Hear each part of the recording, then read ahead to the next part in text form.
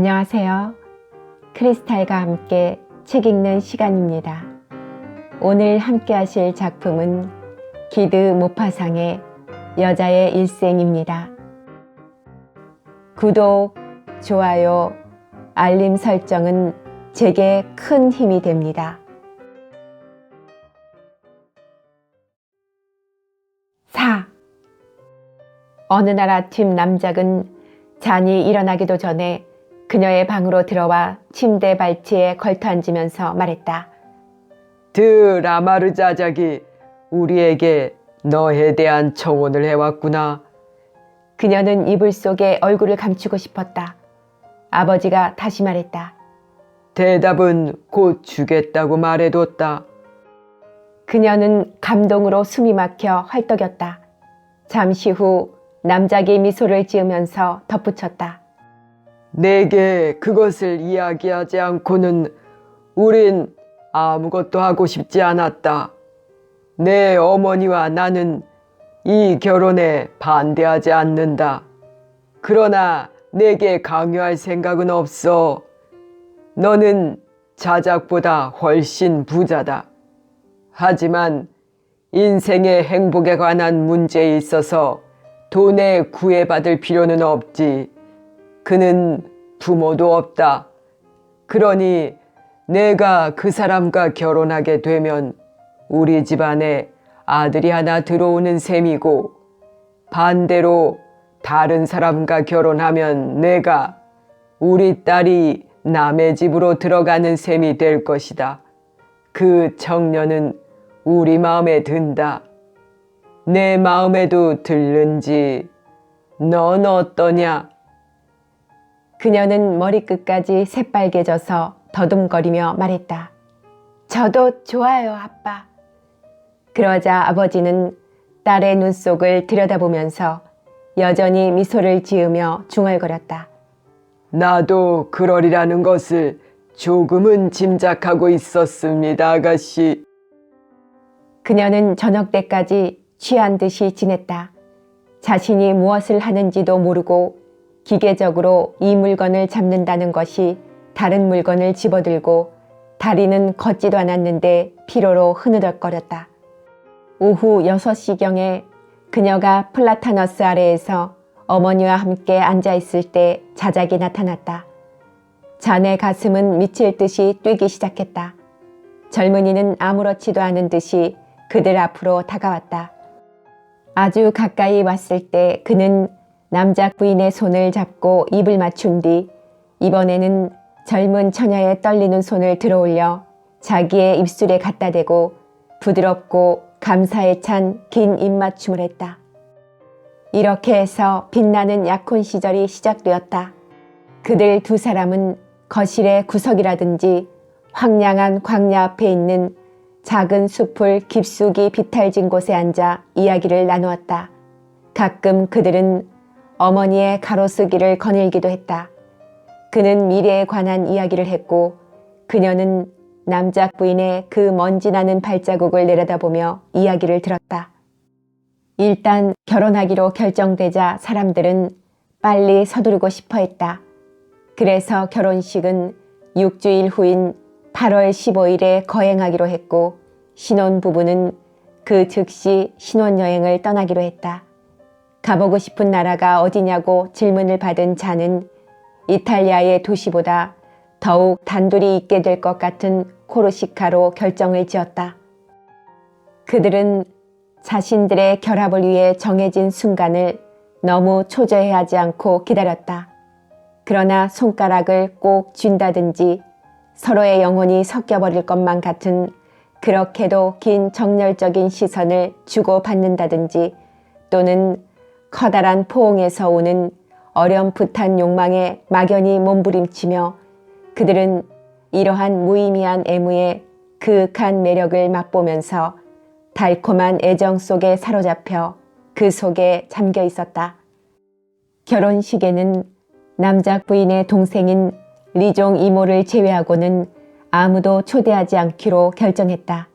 그 이모는 베르사유의 어느 수도원에서 기숙생으로 지내고 있었다. 아버지가 돌아가시자 남작 부인은 동생을 자기 집에 데리고 있고 싶어 했으나 노처녀인 동생은 모든 사람에게 폐를 끼치는 쓸모없고 귀찮은 존재라는 관념에 사로잡혀서 생활이 쓸쓸하고 고독한 사람들에게 방을 빌려주는 그러한 종교적인 기숙사 중에 한 군데에서 운둔 생활을 하였다. 그녀는 이따금 찾아와서 한두 달 동안 가족들과 함께 지냈다.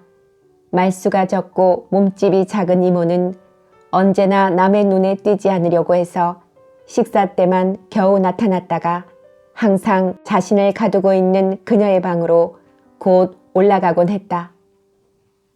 그녀는 이제 겨우 42살밖에 안 되었는데도 늙어 보이는 선량한 모습에 부드러우면서도 슬퍼 보이는 눈을 가지고 있었다.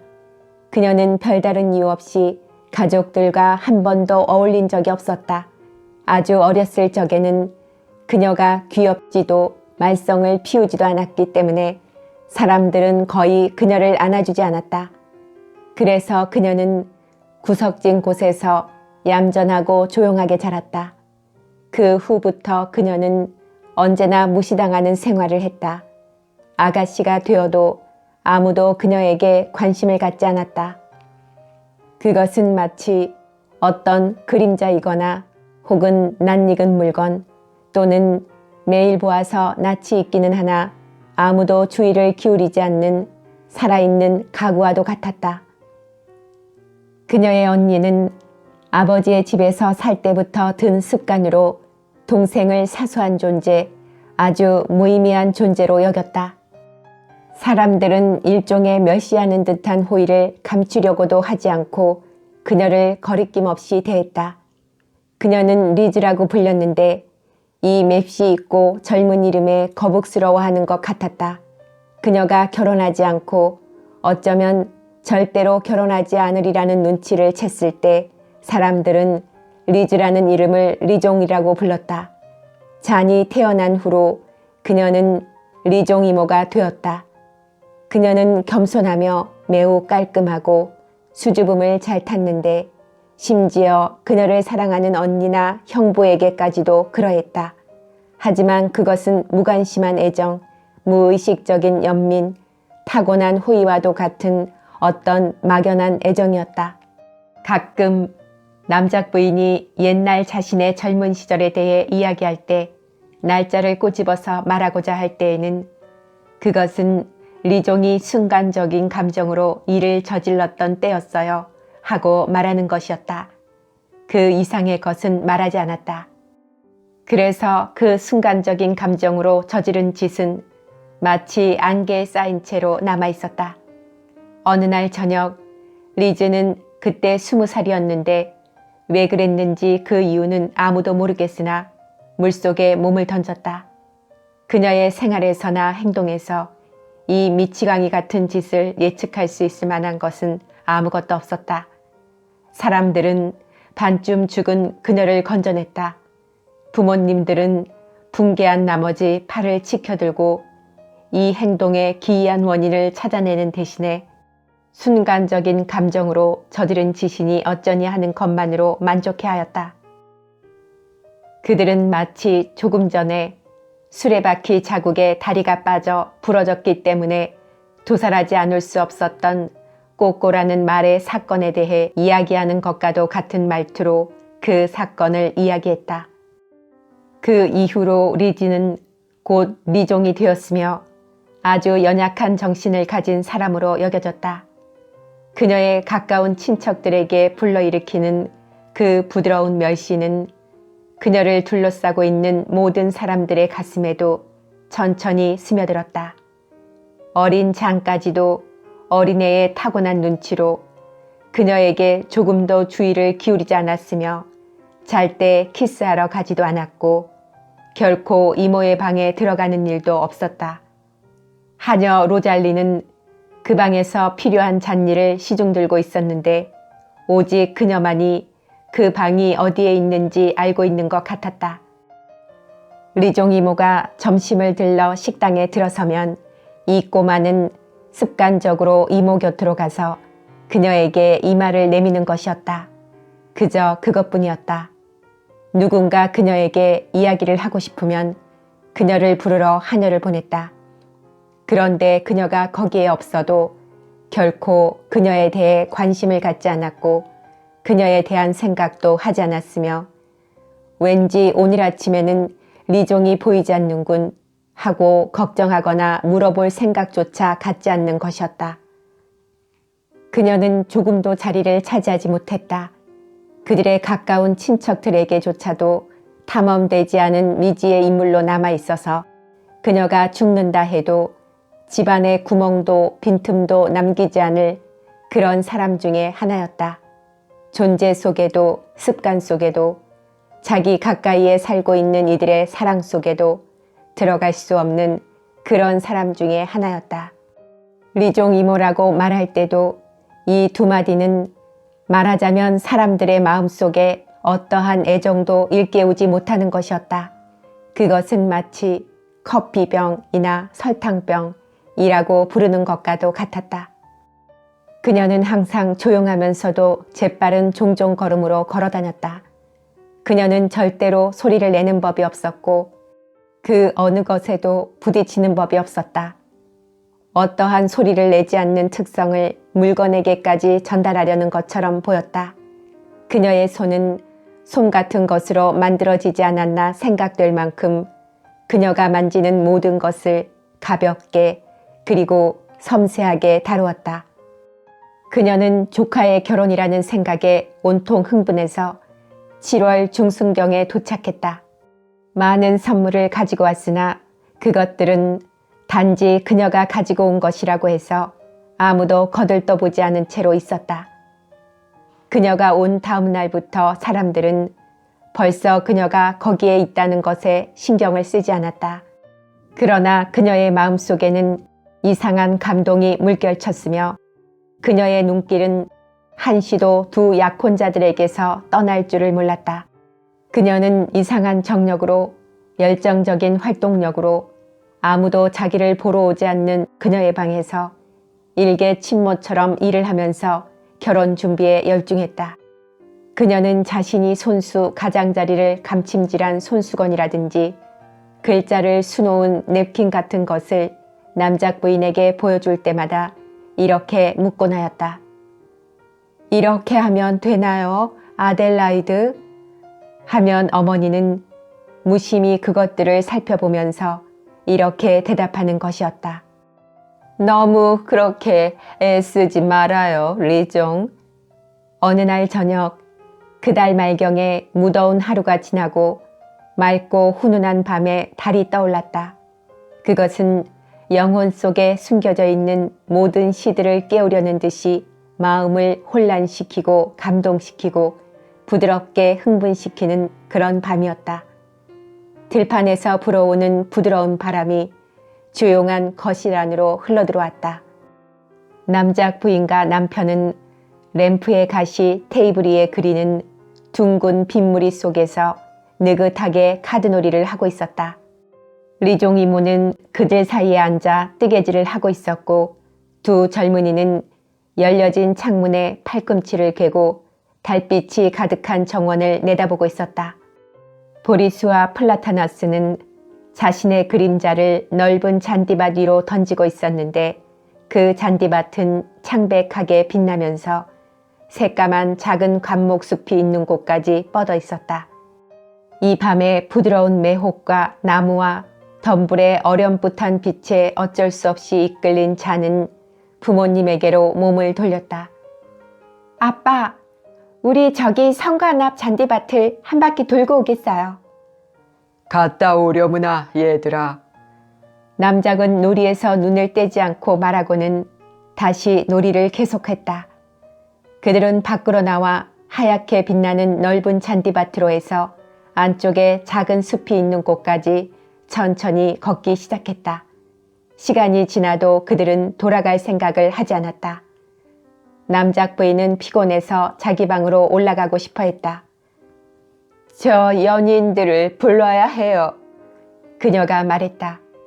남작은 흘끗 빛으로 가득한 넓은 정원을 둘러보았다. 거기에는 두 개의 그림자가 부드럽게 아른거리고 있었다. 내버려 두구려. 밖은 정말 좋으니까. 리종이 저 애들을 기다릴 거요. 안 그래요, 리종? 노처녀는 불안스러운 눈길을 들어 수줍어하는 목소리로 대답했다. 그럼요. 제가 기다릴게요. 아버지는 남작 부인을 부축해 일으켰다. 그 자신도 낮의 무더위에 지쳐 있었다.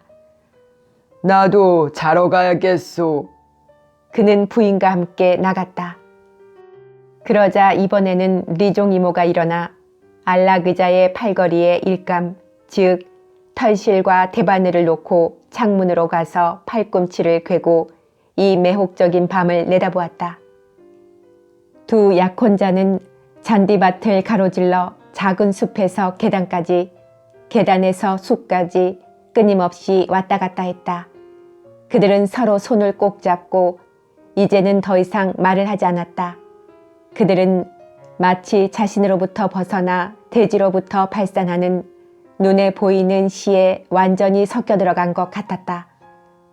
자는 언뜻 창틀에서 램프의 불빛에 비치는 노처녀의 그림자를 알아보았다. 어머나, 리종 이모가 우리를 보고 있어요. 자작이 머리를 들고 아무 생각 없이 말하는 그런 무심한 목소리로 말했다. 그렇군요. 리종 이모가 우리를 바라보고 있군요.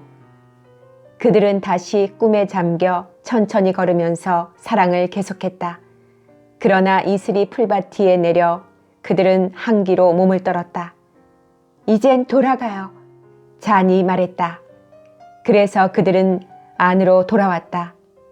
그들이 거실로 들어섰을 때 리종 이모는 뜨개질을 하고 있었다. 그녀는 자신의 일감에 얼굴을 숙이고 있었으며 그녀의 가느다란 손가락은 몹시 일에 지친 듯이 약간 떨리고 있었다. 잔이 다가갔다. 이모, 이젠 가서 주무세요. 노처녀는 시선을 돌렸다. 그 눈은 마치 울기라도 한 것처럼 붉게 충혈되어 있었다. 사랑에 취한 두 연인들은 그것을 전혀 눈치채지 못했다. 그보다는 처녀의 날씬한 발이 이슬에 온통 젖어 있는 것을 젊은이는 보았다. 그는 근심스러운 얼굴로 부드럽게 물었다. 당신의 작고 귀여운 발이 시리지 않나요? 그러자 갑자기 이모의 손가락이 일감이 떨어질 만큼 그렇게 심하게 떨렸다. 털실 뭉치가 멀리 마룻바닥 위로 굴러갔다. 갑자기 두 손으로 얼굴을 가리고 그녀는 경련을 일으킬 듯한 큰 오열을 했다. 두 약혼자는 깜짝 놀라 멍하니 움직이지 않고 그녀를 바라보았다. 잔이 갑자기 무릎을 꿇고 그녀의 두 손을 얼굴에서 떼어내고 당황한 나머지 이렇게 거듭 물었다. 아니, 왜 그러세요? 아니, 왜 그러세요, 리종 이모? 그러자 그 가엾은 여인은 눈물에 젖은 목소리로 슬픔으로 몸을 떨면서 더듬거리며 대답했다. 저 사람이 내게 물었을 때 시리지 않느냐고. 내 작고 귀여운 발이 아무도 내게는 그런 말을 해준 적이 없단다. 나에게 한 번도.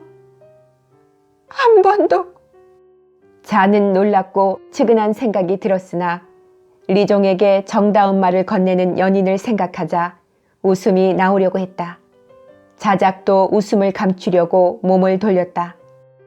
그러나 이모는 갑자기 자리에서 일어나 털실 뭉치는 마룻바닥에 뜨개질한 것은 안락 의자 위에 그냥 둔 채로 등불도 들지 않고 어두운 층계로 도망치듯 달아나 자기 방을 대강 어림으로 찾아갔다. 둘만 남은 이 젊은이들은 즐겁고 마음이 부드러워져서 서로를 바라보았다. 잔이 중얼거렸다. 가엾은 이모. 줄리앙이 대답했다. 오늘 밤 약간 이상해지신 모양이요. 그들은 헤어질 결심이 서지 않는 듯 서로 손을 잡고 있었다. 그러고는 자연스럽게, 아주 자연스럽게 리종 이모가 막 자리를 뜬 그 빈 의자 앞에서 그들의 첫 키스를 나누었다. 다음 날 그들은 노처녀의 눈물 같은 것은 이제 더 이상 생각하지 않았다. 결혼을 2주일 앞둔 자는 마치 부드러운 감정에 지친 것처럼 아주 평온하고 조용하게 지냈다.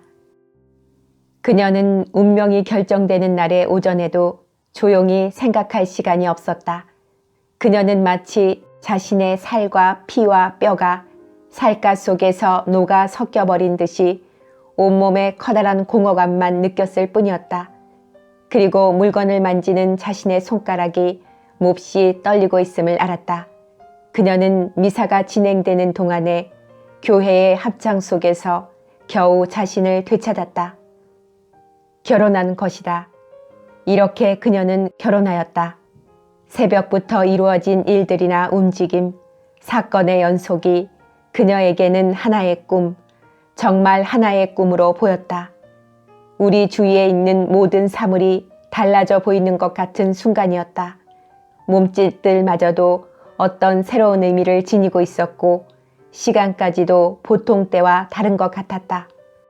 그녀는 자신이 얼떨떨하고 특히 놀라워하고 있음을 느꼈다. 어제만 해도 자신의 생각 속에 변화된 것이라고는 아무것도 없었다. 다만 자기의 생에 있어서 한결같이 지녀온 희망이 보다 더 가까이 왔고 거의 명백해졌을 뿐이었다. 그녀는 처녀로서 잠자리에 들었었다. 그러나 이제 그녀는 한 사람의 아내가 된 것이다. 이렇게 그녀는 자신의 모든 기쁨과 꿈꿔왔던 행복과 더불어 미래를 감추어왔던 것처럼 보였던 이 울타리를 넘은 것이다. 그녀는 마치 자기 앞에 하나의 문이 열려져 있는 것 같은 느낌이 들었다. 그녀는 기다리고 있었던 것 속으로 들어가려 하고 있었다. 결혼식이 끝났다. 모두 거의 텅 빈 제의실로 건너갔다. 아무도 초대하지 않았기 때문이다. 그러고 나서 그들은 다시 나왔다. 그들이 교회 문턱으로 나오자 굉장한 폭음이 신부를 펄쩍 뛰게 했고 남작 부인은 놀라 큰 소리를 쳤다. 그것은 농부들이 쏜 축포였다. 레페풀로 갈 때까지 그 폭음은 그치지 않았다. 간단한 식사가 가족들과 성관의 사제, 이포르의 사제, 촌장 그리고 인근 대농 가운데에서 뽑힌 입회인들을 위해서 마련되었다. 그리고 점심 식사를 기다리기 위해서 사람들은 정원을 한 바퀴 돌았다. 남작 부인, 리종 이모, 촌장과 피코 신부는 어머니의 가로수길을 걷기 시작했다. 한편 건너편의 가로수길은 다른 신부가 느린 걸음으로 걸으면서 기도서를 읽고 있었다. 성관의 다른 쪽에서는 사과나무 아래에서 사과주를 마시고 있는 농부들의 쾌활하고 떠들썩한 소리가 들려왔다. 나들이 옷을 입은 온 마을 사람들이 뜰 안을 가득 메웠다. 소년들이 술래잡기를 하고 장과 줄리앙은 작은 숲을 가로질러 언덕 위로 올라갔다. 그리고 두 사람 모두 아무 말 없이 바다를 바라보았다. 8월 중순인데도 날씨는 약간 선선했다. 북풍이 불어왔다. 그리고 커다란 태양은 새파란 하늘에서 사정없이 내리비치고 있었다. 두 젊은이는 그네를 찾기 위해서 오른쪽으로 돌아 들판을 가로질렀다. 이포르 쪽으로 내려가는 구불구불하고 숲이 많은 골짜기로 접어들었다. 그들이 덤불 숲에 이르자 이제는 바람 한 점 스치지 않았다. 그들은 그곳을 떠나 낙엽 속에 파묻힌 좁은 오솔길로 들어섰다. 나란히 서서 겨우 들어갈 수 있는 길이었다. 그때 그녀는 자신의 허리로 천천히 미끄러져 감겨오는 팔의 감촉을 느꼈다. 그녀는 심장이 빠르게 뛰고 숨이 가쁘고 목이 메어서 아무 말도 하지 못했다. 낮게 드리워진 나뭇가지가 그들의 머리를 애무하였다. 그들은 그 밑을 지나가기 위해 허리를 굽혔다. 그녀는 나뭇잎 하나를 땄다. 두 마리의 무당벌레가 연약한 빨간 조가비처럼 나뭇잎 뒤에 웅크리고 있었다. 그러자 순진한 그녀는 다소 안심이 되어 이렇게 말했다. 어머, 부부로군요.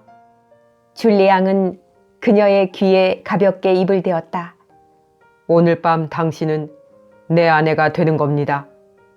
들에서 머무는 동안 많은 것을 배웠음에도 불구하고 그녀는 아직도 사랑의 심한 꿈꾸고 있었기 때문에 그 말에 깜짝 놀랐다.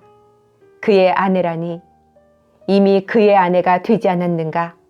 그는 그녀의 관자놀이와 민머리가 곱슬거리는 목덜미에 재빠르게 짧은 키스를 하며 애무하기 시작했다. 그럴 때마다 전혀 익숙하지 않은 이런 남자의 키스에 놀라서 그녀는 이 애무를 피하려고 본능적으로 머리를 다른 쪽으로 돌렸다. 그러면서도 이 애무는 그녀를 황홀하게 해주었다. 그들은 갑자기 숲 기슭으로 나왔다. 그녀는 이렇게 멀리 온 것에 당황해서 걸음을 멈추었다. 남들이 어떤 생각을 할까? 돌아가요. 그녀가 이렇게 말하자 그는 그녀의 허리에 감았던 팔을 풀었다. 두 사람 다 몸을 돌리자 그들은 마주보게 되었다. 아주 가까워서 그들은 그들의 얼굴에서 서로의 숨결을 느낄 수 있었다. 그들은 두 영혼이 서로 섞일 것 같은 그런 움직이지 않는 날카로우면서도 꿰뚫는 듯한 시선으로 바라보았다. 서로의 눈 속에서, 서로의 눈 뒤에서, 그리고 존재의 꿰뚫을 수 없는 미지 속에서 서로를 찾고 있었다. 그들은 말이 없고 집요한 질문 속에서 서로의 심중을 살피고 있었다. 서로 어떻게 될 것인가? 그들이 함께 시작하는 이 생은 어떻게 될 것인가? 그들은 서로 결혼이라는 취소할 수 없는 긴 대담에서 기쁨, 행복 또는 환멸을 서로 간직하게 될 것인가? 그러자 두 사람은 서로 지금까지 본 적이 없는 타인처럼 여겨졌다. 갑자기 줄리 양은 아내의 어깨 위에 두 손을 얹고 그녀가 한 번도 받아본 적이 없는 격렬한 키스를 그녀의 입술 가득히 퍼부었다. 그 키스는 아래로 내려가서 그녀의 정맥과 골수 속으로 깊숙이 파고들었다. 알 수 없는 어떤 충격을 받은 그녀는 두 팔로 줄리 양을 정신없이 때밀며 하마터면 뒤로 넘어질 뻔했다. 가요. 돌아가요. 그녀가 더듬거리며 말했다. 그는 대답하지 않고 자기 손 안에다 그녀의 손을 꼭 쥐었다. 그들은 집에 다다를 때까지 한마디도 나누지 않았다. 남은 오후 시간은 무척 길게 여겨졌다. 해질 무렵에 사람들은 식탁에 앉았다. 저녁은 노르망드식에 비해서 간단하고 아주 짧았다. 거북스러운 분위기가 회식자들을 무력하게 만들었다. 두 사제와 촌장 그리고 초대받은 4명의 소작인들만이 결혼잔치에 어울리는 그런 떠들썩한 즐거움을 나타내 보였을 뿐이었다. 웃음소리가 활기를 잃은 듯 싶었으나 촌장의 한마디가 그 웃음을 생기있게 했다. 대략 9시쯤 되었다. 모두 커피를 마시려는 참이었다. 밖에 앞들의 사과나무 아래에서는 전원 무도회가 시작되었다. 열려진 창문을 통해서 축제의 광경이 전부 보였다. 나뭇가지에 걸려있는 타다 남은 양초들이 나뭇잎에 녹청색 그림자를 던지고 있었다. 시골 남녀들이 무대같이 생긴 부엌의 큰 식탁 위에 높이 자리한 2개의 바이올린과 1개의 클라리넷의 가냘픈 반주에 맞추어 소박한 무도곡을 큰 소리로 부르면서 둥글게 원을 그리며 뛰고 있었다. 농부들의 소란스러운 노래가 가끔 악기 소리를 완전히 뒤덮어버리곤 하였다. 미친 듯이 날뛰는 소리에 찢긴 가냘픈 음악은 토막으로 어떤 흩어지는 몇몇의 악보의 작은 파편처럼 하늘에서 떨어져 내려오는 듯했다. 타오르는 횃불에 둘러싸인 2개의 커다란 술통은 군중들에게 마실 것을 쏟아내고 있었다. 하녀 2사람이 나무통 안에서 컵과 사발을 쉴 새 없이 헹구는 일을 맡고 있었는데 그들은 아직 물방울이 떨어지는 것을 빨간 포도주 줄기나 맑은 사가주에 노르스름한 줄기가 흘러내리는 술통의 주둥아리에 갖다 대기에 열심이었다. 그러면 춤을 추다 목이 마른 사람들과 조용한 노인들, 땀을 흘리는 처녀들이 몰려와 제각기 팔을 내밀어 그 중에 한 그릇을 잡고 자기들이 좋아하는 음료를 받아 머리를 젖히고 목구멍 속으로 칼칼 들이붓는 것이었다. 식탁 위에는 빵과 버터와 치즈와 소시지가 있었다. 제각기 이따금 와서 한 입씩 먹고 갔다. 조명으로 장식된 나무 아래에서 벌어지는 이 건전하고도 격렬한 축제는 홀에 있는 침울한 회식자들에게도 함께 춤을 추고 싶고 버터를 바른 빵 한 조각과 생양파를 먹으면서 그 커다란 술통의 배에서 술을 받아 마시고 싶은 욕망을 일게 했다. 나이프로 박자를 맞추고 있던 촌장이 소리쳤다. 저런 잘들 노는군. 가나쉬의 결혼 피로연 같군. 숨가쁜 웃음의 전율이 일었다. 그러나 피코 신부는 원래 세속적인 권유하는 천부적인 적이라서 이렇게 즉각 응수했다. 가나라고 말씀하신 거겠죠? 상대방은 충고를 받아들이지 않았다. 아니에요, 사제님. 내가 맞습니다. 내가 가나슈라고 했으면 가나슈예요. 모두들 일어나서 거실로 들어갔다. 그리고 몇 사람은 즐거운 연애를 위해서 서민들과 어울리려고 나가기도 했다. 이어서 초대받은 사람들은 물러갔다. 남작과 남작부인은 나지막한 목소리로 언쟁을 벌이고 있었다. 아델라이드 부인은 평소보다 더 숨가빠하면서 남편이 요구하는 것을 거절하는 듯이 보였다. 마침내 그녀가 거의 높은 소리로 말했다. 아니에요, 여보. 난 할 수 없어요. 어떻게 그걸 말해야 할지 모르겠군요. 그러자 아버지는 갑자기 부인 곁을 떠나 자네게로 다가갔다. 얘야, 나와 함께 한 바퀴 돌고 오지 않겠니? 아주 감동된 그녀가 대답했다. 좋으실 대로 하세요, 아빠. 그들은 밖으로 나갔다. 그들이 문 앞에 이르자 바다 쪽에서 불어오는 건조한 바람이 그들을 감쌌다. 그러한 여름의 서늘한 바람은 벌써 가을을 느끼게 하는 것 중에 하나였다. 하늘에서는 구름이 별들을 가렸다가 이내 다시 드러내며 흐르고 있었다. 남작은 딸의 손을 부드럽게 쥐면서 딸의 팔을 자기의 몸에 가까이 댔다. 그들은 얼마 동안 걸었다. 그는 결단을 내리지 못하고 고민하는 듯한 표정이었다. 마침내 그가 결심을 하고 입을 뗐다. 귀여운 내 딸아, 난 내 어머니가 해야 할 어려운 임무를 하려고 한다. 내 어머니가 그걸 거절했기 때문에 내가 대신할 수밖에 없게 되었단다. 나는 내가 실생활에서 알아야 할 일을 다 알고 있는지 모르겠구나. 자식들에게는, 특히 딸들에게는 조심스럽게 감추고 있는 비밀들이 있단다. 딸들은 마음이 순결한 채로 있어야만 한다. 우리가 딸의 행복을 보살피게 될 남자의 팔에 그 애들을 내맡기는 그 순간까지 완전 무결하게 순결해야만 한단다. 인생의 달콤한 비밀 위에 걸쳐 있는 그 베일을 벗기는 것은 바로 그가 해야 할 일이란다. 그러나 딸들은 지금까지 어떤 의혹도 스치지 않았기 때문에 꿈의 뒤에 숨어 있는 약간 난폭한 현실 앞에서 저항을 하게 된단다.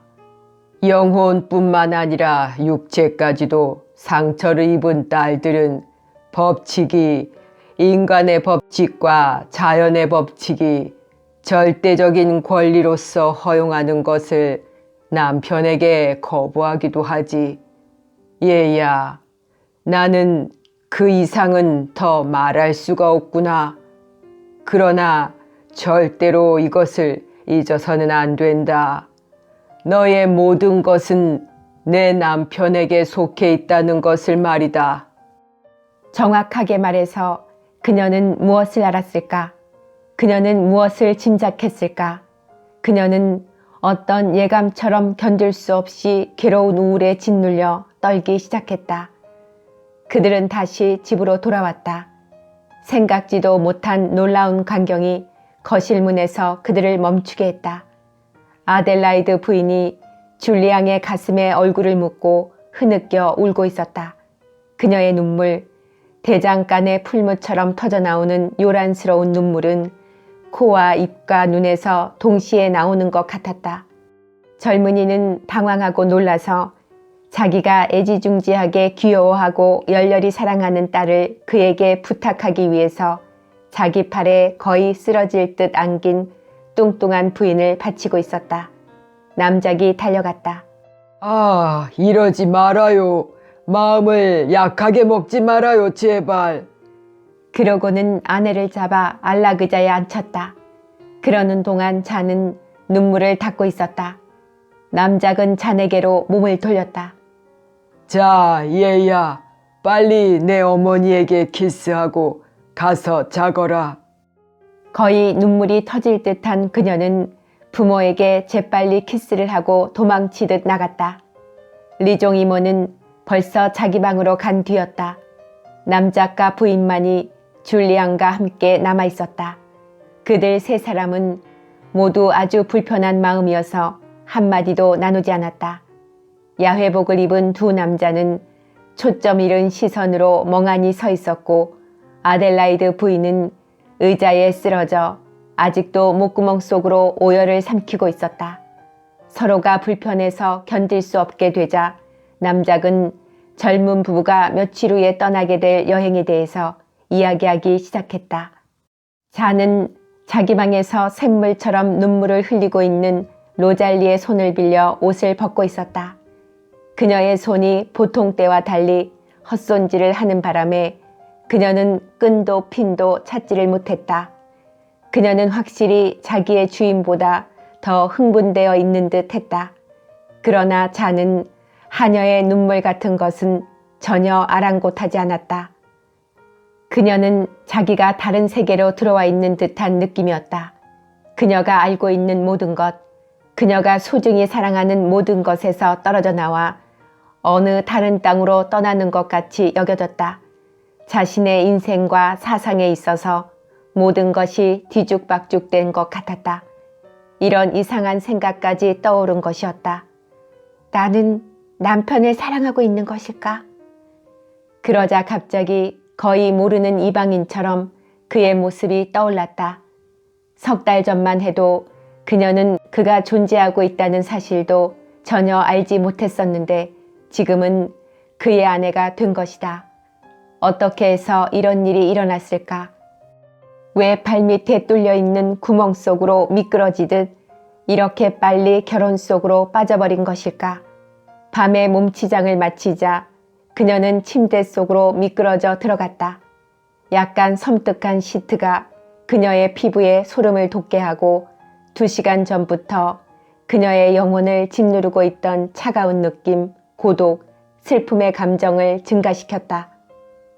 로잘리는 여전히 흐느껴 울면서 도망치듯이 그 방을 나갔다.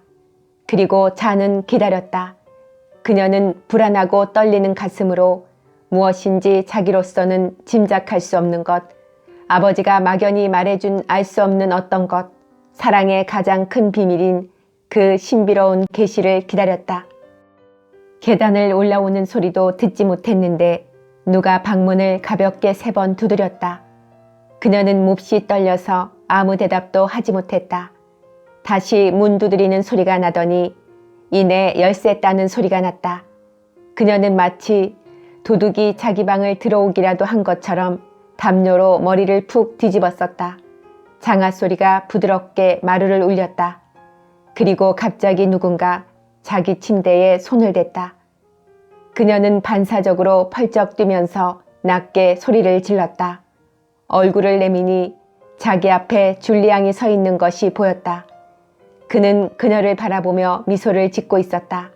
그녀가 말했다. 아, 무서웠어요. 당신이 나를 놀라게 했군요. 그럼 당신은 나를 기다리지 않았단 말이오? 그녀는 대답하지 않았다. 그는 정장을 하고 있었으며 미남다운 의젓한 얼굴을 하고 있었다. 그녀는 이토록 단정한 남자 앞에서 이렇게 자리에 누워 있다는 사실이 몹시 부끄럽게 여겨졌다. 그들은 무슨 말을 해야 할지 어떻게 해야 할지 몰랐다.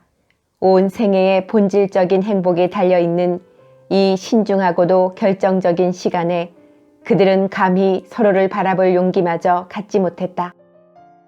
그는 이 싸움에 어떤 위험 같은 것이 내포되어 있을지도 모른다는 것과 꿈속에서 자란 처녀의 영혼이 지니는 한없는 섬세함과 미묘한 수치심을 건드리지 않기 위해서는 어떤 유연한 책략과 깨바른 애정이 어쩌면 필요할는지도 모른다는 것을 막연히 느끼고 있었다. 그래서 그는 부드럽게 그녀의 팔을 잡고 키스했다. 그리고 마치 제단 앞에서 무릎을 꿇듯이 침대 옆에 무릎을 꿇고 숨결보다 더 가느다란 목소리로 속삭였다. 나를 사랑해 주겠소? 그녀는 갑자기 안심이 되어서 레이스로 뒤덮인 머리를 베개 위로 들어올리며 미소를 지었다. 전 이미 당신을 사랑하고 있는걸요. 그는 아내의 가느다랗고 작은 손가락을 자신의 입술에 갖다 대었다. 그리고 욕종의 억눌림으로 인해 달라진 음성으로 말했다. 당신이 나를 사랑하고 있다는 증거를 보여주겠소? 그녀는 다시 혼란에 빠져 자신이 하는 말을 이해하지도 못하면서 아버지가 한 말을 생각하고 이렇게 대답했다. 저는 당신 거예요. 그는 그녀의 손목에 젖은 키스를 퍼부었다. 그리고 천천히 몸을 일으켜 다시 숨으려고 하는 그녀의 얼굴 위로 다가갔다. 갑자기 침대 너머로 한쪽 팔을 내밀고 그는 시트 너머로 아내를 껴안고 다른 팔을 베개 밑으로 미끄러지듯 집어넣어 머리를 들어올렸다. 그리고 가만히 아주 가만히 속삭였다. 그렇다면 당신 곁에 나를 위해 아주 작은 자리를 마련해 줄 수 있겠소? 그녀는 두려웠다. 그건 본능적인 두려움이었다. 그래서 이렇게 더듬거렸다. 아직은 안 돼요. 부탁이에요. 그는 낙담한 것 같았고 조금 기분이 상한 것도 같았다. 그는 여전히 애원하는 그러나 조금 퉁명스러운 목소리로 말했다. 어쨌든 우리가 결국 그렇게 될 터인데 왜 미루는 거요? 그녀는 그 말을 원망스럽게 생각했다. 그러나 순종적으로 체념한 듯이 그녀는 다시 한번 되풀이했다. 저는 당신 거예요. 그러자 그가 황급히 화장실 안으로 사라졌다. 그녀는 옷 벗는 소리, 주머니 속에서 나는 동전 소리, 한 짝씩 벗어던지는 장화 소리와 함께 그가 움직이는 소리를 분명히 들었다. 그러더니 갑자기 네이 차림의 양말만 신고 그는 재빨리 방을 가로질러 벽난로 위에다 시계를 놓으러 갔다. 그러고 나서는 뛰다시피 옆에 붙은 작은 방으로 들어가 다시 몇 분 동안 움직였다. 자는 눈을 감고 얼른 돌아누웠다. 그러자 남편이 돌아온 것을 알았다. 그녀는 자기 다리 곁에 차갑고 털투성이의 다리 하나가 재빨리 미끄러져 들어와 닿았을 때 마룻바닥에 떨어질 듯이 펄쩍 뛰었다. 두 손에 얼굴을 파묻고 제정신이 아닌 그녀는 두려움과 당황스러움으로 소리를 지를 것만 같아 침대 깊숙이 몸을 웅크리고 있었다. 그는 얼른 그녀를 껴안고 그녀가 등을 돌리고 누웠는데도 불구하고 그녀의 목과 잠자리 모자에 물결치는 레이스와 수놓은 속옷의 깃에 탐욕스럽게 키스를 했다. 그녀는 자신의 팔꿈치로 감추고 있는 젖가슴을 더듬는 힘찬 손길을 느끼면서 무서운 불안감에 몸이 뻣뻣해져 조금도 움직이지 못했다. 그녀는 이 난폭한 접촉에 깜짝 놀라서 숨을 헐떡거렸다. 무엇보다도 그녀는 도망치고 싶었다. 집 밖으로 달려나가서 어디든지 이 남자로부터 멀리 떨어진 곳에 몸을 숨기고 싶었다.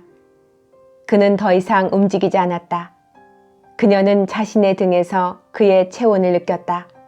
그러자 다시 그녀의 공포심은 누그러졌다. 그러고는 갑자기 키스하려면 돌아 누우면 된다는 생각이 들었다. 마침내 그는 초조해하며 슬픈 목소리로 말했다. 그래, 내 귀여운 아내가 되고 싶지 않다는 것이오? 그녀는 손가락 사이로 중얼거렸다. 이미 그렇게 되었잖아요. 그는 기분 나쁜 투로 대답했다. 천만에. 여보, 자, 나를 놀리지 말아요. 그녀는 그의 불쾌한 듯한 목소리에 마음이 움직이는 것을 느꼈다. 그래서 그에게 미안하다는 말을 하기 위해서 갑자기 그를 향해 돌아누웠다. 그는 그녀를 갈망하는 듯이 격정적으로 양팔로 그녀의 허리를 얼싸안았다. 그러고는 재빠른 키스를, 물어뜯는 듯한 키스를, 미칠 듯한 키스를 그녀의 온 얼굴과 가슴 구석구석에 퍼부었고 M으로 그녀를 멍하게 만들었다. 그녀는 두 팔을 벌린 채 남편의 격정 아래 맥없이 있으면서 자기가 무엇을 하는지, 그가 무엇을 하는지 생각이 혼란스러워서 아무것도 이해할 수가 없었다. 그런데 날카로운 고통이 갑자기 그녀를 쥐어뜯었다. 그녀는 그가 난폭하게 자신을 소유하고 있는 동안 그의 팔 안에서 몸부림치며 고통으로 신음하기 시작했다. 그 다음에는 무슨 일이 일어났을까? 그녀는 거의 기억나지 않았다. 정신을 잃었기 때문이다. 다만 그가 그녀의 입술 위에 우박 같은 감사의 키스를 퍼부었던 것 같은 생각이 들 뿐이었다. 그러고 나서는 그가 그녀에게 말을 건넸을 것이고 그녀는 그에게 대답을 했을 것이다. 그리고 그 후에 그는 몇 번이나 시도를 다시 해보려고 했으나 그녀는 공포 때문에 필사적으로 그것을 물리치곤 하였다. 그녀가 몸부림을 치고 있는 동안에 이미 자기 다리에서 느꼈던 그 무성한 털이 이번에는 가슴에 닿아 얼른 몸을 뺐다. 마침내 이루지 못한 간청에 지쳐서 그는 등을 돌린 채로 움직이지 않았다. 그러자 그녀는 생각에 잠겼다. 영혼 밑바닥까지 절망한 그녀는 그렇게도 다르게 꿈꾸었던 돛이 파괴되어 버린 소중한 기대, 무너져 버린 행복의 실망감에 잠겨 혼자 중얼거렸다. 이것이 바로 그가 그의 아내가 되는 것이라고 하던 그것이구나. 이것이. 그녀는 방황하는 시선으로 벽에 걸려있는 장식 용단들과 그녀의 방을 둘러싸고 있는 오래된 사랑의 전설이 담긴 그림을 바라보면서 그렇게 오랫동안 슬픔에 잠겨 있었다. 그러나 줄리앙이 이제는 말도 건네지 않고 움직이지도 않아서 그녀가 천천히 그에게로 시선을 돌려보니 그는 자고 있었다. 입을 반쯤 벌리고 편안한 얼굴로 그는 자고 있었다. 그렇다. 그는 자고 있는 것이다. 그녀는 믿을 수가 없었다. 자기를 아무 여자처럼 취급한 그의 난폭한 집보다도 이 잠에 더 모욕을 받고 분노가 치밀어 오르는 것을 느꼈다. 이런 밤에 어떻게 잠을 잘 수 있을까? 그들 사이에 일어났던 일이 그래 그에게는 하나도 놀랄 일이 아니란 말인가? 아, 그녀는 차라리 격렬한 충격을 받는 것이, 난폭하게 다뤄지는 것이, 의식이 꺼질 때까지 그 지긋지긋한 M으로 상처를 입는 것이 더 나을 것 같았다. 그녀는 팔꿈치를 받치고 그에게로 몸을 기울여서 이따금 코 고는 소리를 내며 그의 입술에서 새어나오는 가벼운 숨소리를 들으면서 꼼짝도 하지 않았다. 날이 밝았다. 처음에는 부옇게 이어 밝아지며 그 다음에는 장밋빛으로, 그 다음에는 빛이 났다. 줄리앙은 눈을 뜨고 하품을 하고 기지개를 켰다. 그리고 아내를 바라보면서 미소 띤 얼굴로 물었다. 잘 잤소, 여보? 그녀는 이제 그가 자기에게 공대를 하지 않는다는 것을 알아차렸다. 그래서 그녀는 깜짝 놀라 대답했다. 그럼요. 당신은요? 그가 말했다. 아, 난 아주 잘 잤어. 그러고는 그녀에게로 돌아눕더니 키스를 했다. 그러고 나서 조용히 이야기를 시작했다. 그는 경제관념에 입각한 자신의 미래 계획을 그녀에게 조리 있게 설명했다. 여러 번 되풀이하는 이 말이 잔을 놀라게 했다. 그녀는 그 말들의 의미를 잘 이해하지 못하면서 귀를 기울였고 간신히 자신의 마음을 재빨리 스치고 지나가는 수많은 것을 생각하면서 그를 바라보고 있었다. 8시가 울렸다. 자, 일어납시다. 하고 그가 말했다. 늦게까지 침대에 있다간 우습게 보일 테니까. 그러고는 그가 먼저 침대에서 내려갔다. 그는 자신의 몸치장을 끝내고 나서 아내의 몸단장을 아주 세세한 것까지 돌봐주면서 로잘리를 부르는 것을 허락하지 않았다. 밖으로 나가려고 하자 그가 그녀를 불러 세웠다. 알고 있겠지만 우리 사이는 이제 친근하게 말을 놓을 수 있지만 부모님 앞에서는 아직 기다리는 것이 좋겠소. 신혼여행에서 돌아온 후에는 아주 자연스러울 거요. 그녀는 점심때에야 겨우 모습을 나타냈다. 그리고 그 하루는 아무런 새로운 일도 일어나지 않은 것처럼 다른 날과 똑같이 그렇게 지나갔다. 다만 집안에 남자가 한 사람 더 늘었을 뿐이었다.